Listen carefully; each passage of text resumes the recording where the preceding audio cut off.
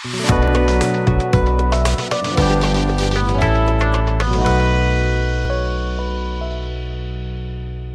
علیکم ناظرین، wire Asia news کے پلیٹ فارم سے مظہر طفیل آپ سے مخاطب ہے۔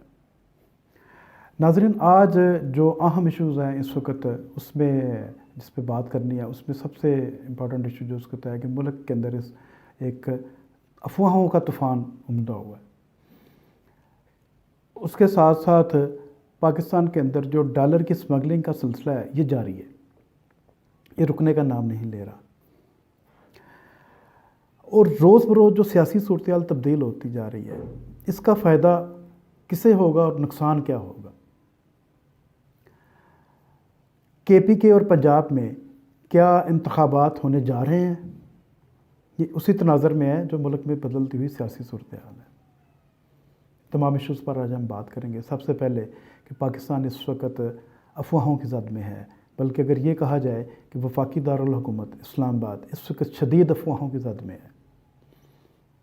سننے میں تو یہ آتا تھا کہ اس وقت موسم کی بدلتی صورتحال کے پیش نظر یا طوفان کے پیش نظر جو ہے وہ حالات خراب تر ہوتے جا رہے ہیں، مگر اب یہ جو ملک کے جو حالات ہیں یہ سیاست میں جو حدت آ چکی ہے اور بہت زیادہ بڑھتی جا رہی ہے، اور اس کے ساتھ ساتھ جو نان سٹیک ایکٹر ہے شیخ رشید جیسے کردار، یہ دوبارہ سرگرم ہونا شروع ہو گئے ہیں، اور پچھلے 24 گھنٹے کے دوران انہوں نے جو نیا ایک بیانیہ لے کے چل رہے ہیں، عمران خان صاحب بھی اور شیخ رشید بھی اور ان جیسے دوسرے لوگ جو بے روزگار ہو چکے ہوئے ہیں، سیاسی طور پر نہیں، جہاں سے اصل ان کا روزگار تھا وہاں سے بے روزگار ہو چکے ہوئے ہیں، بھلے وہ عارضی طور پہ ہو یا مستقل ہو، یہ تو آنے والا وقت ہی بتائے گا۔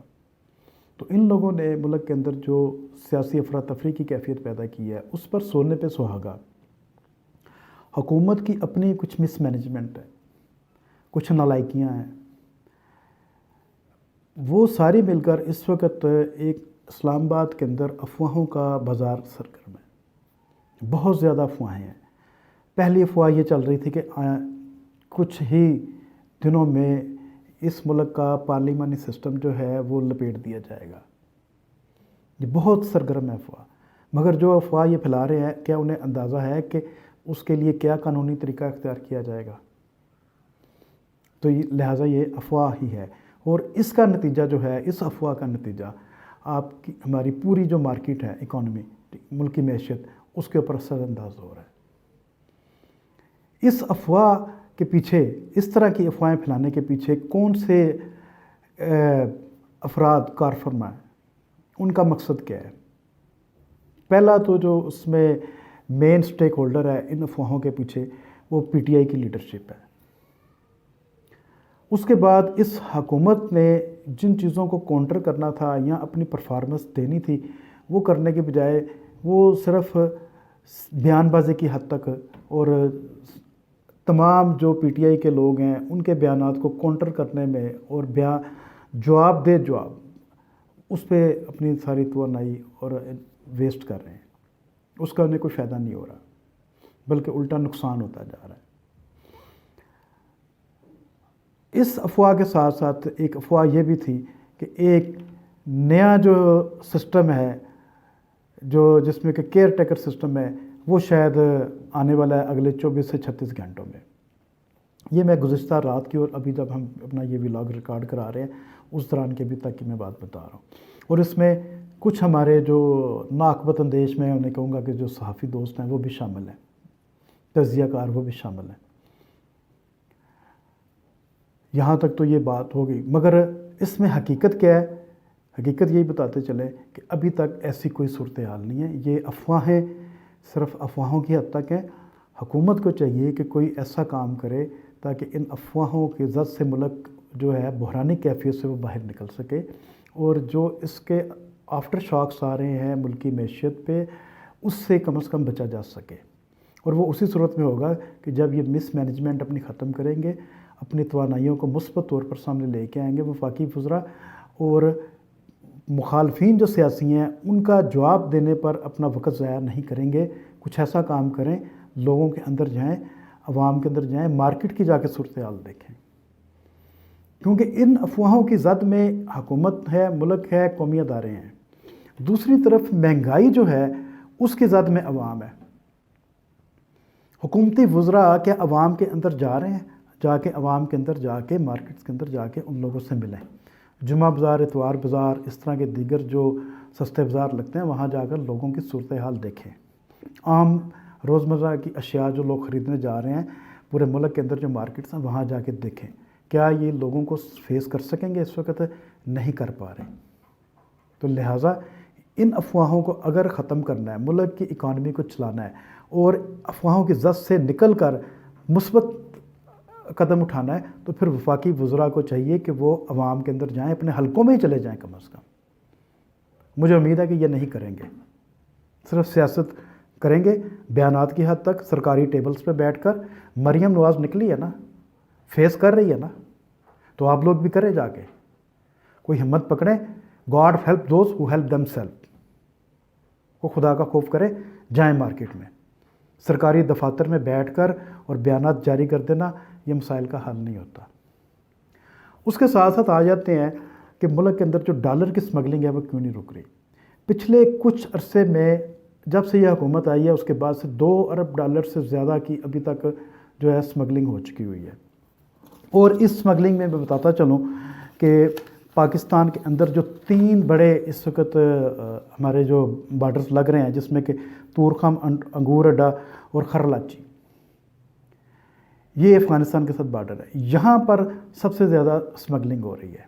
یہ ناظرین کو ہم اپنے وائر ایشیا اس کے بتاتے چلیں کہ یہ مین روٹ ہے اس وقت سمگلنگ کا. اور اس سمگلنگ میں جو افغان تاجر ہیں، بہت بڑے افغان تاجر جو بہت پرانے کافی عرصے سے یہاں پر تجارت کر رہے ہیں دونوں طرف، وہ اس میں ملوث ہیں. وہ ایکسپورٹ جو مال لے کے جا رہے ہیں یہاں سے، اس کے اندر ڈالرز لگ کے جا رہے ہیں. اور اس میں کسٹم حکام ہمارے بالکل شامل ہیں اور دیگر ادارے بھی شامل ہیں، انہیں سپورٹ کر رہے ہیں. ہر ایک اپنا حصہ لے رہا ہے. کیا کسی کو اندازہ ہے کہ اس ملک کی اکانومی کو آپ جتنا نقصان پہنچا رہے ہیں اس کا خمیازہ کس نے بھگتنا ہے؟ کیا ان تمام جو افسران اور جو ادارے اس میں ملوث ہیں ان کا پاکستان کے اندر کوئی سٹیک نہیں ہے؟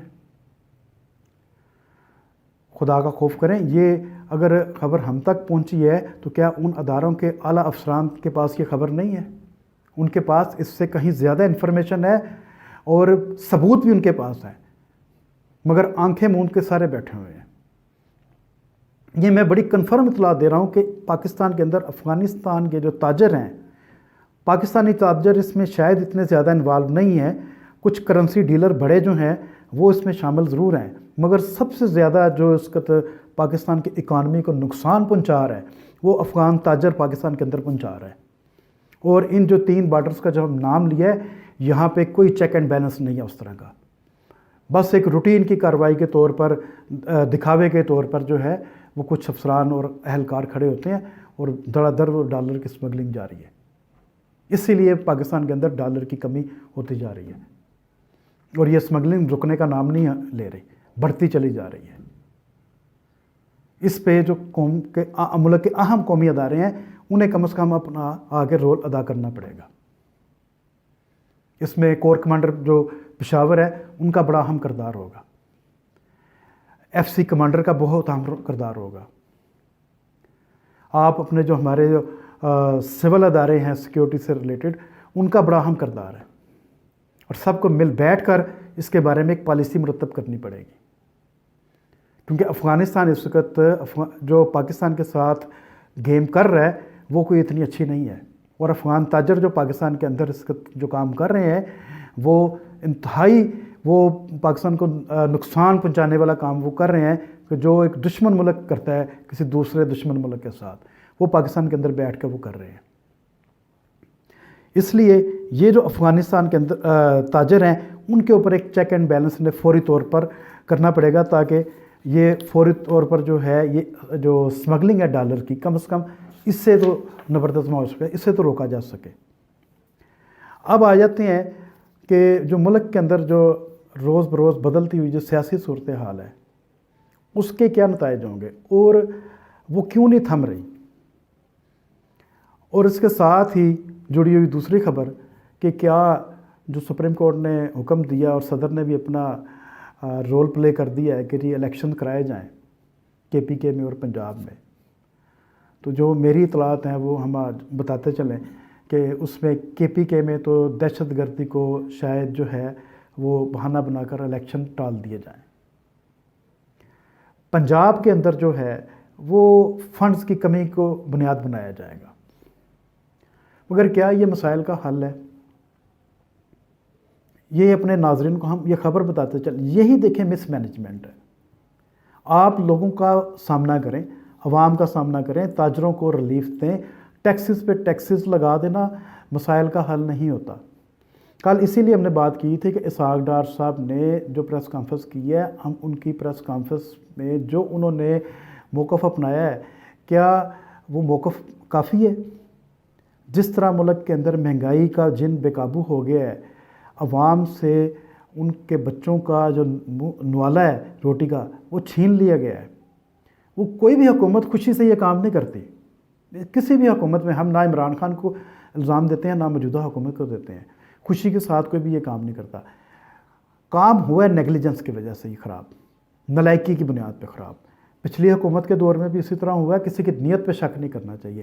اس حکومت کے دور میں بھی ان کی نالائکیوں کی وجہ سے اور فیصلوں کو بروقت نہ لینے کی وجہ سے جن فیصلوں کو فوری طور پر لینا چاہیے تھا، اس پہ جب انہوں نے ڈیلے ٹیکٹکس استعمال کی، اس کا نتیجہ یہ نکلا ہے کہ کل اسحاق ڈار صاحب اپنی واویلیں کر رہے تھے، تعویلیں دے رہے تھے، مگر کیا یہ کسی کام کی ہیں؟ کیا اس سے کوئی مارکیٹ پر مثبت اثر پڑے گا؟ نہیں پڑے گا۔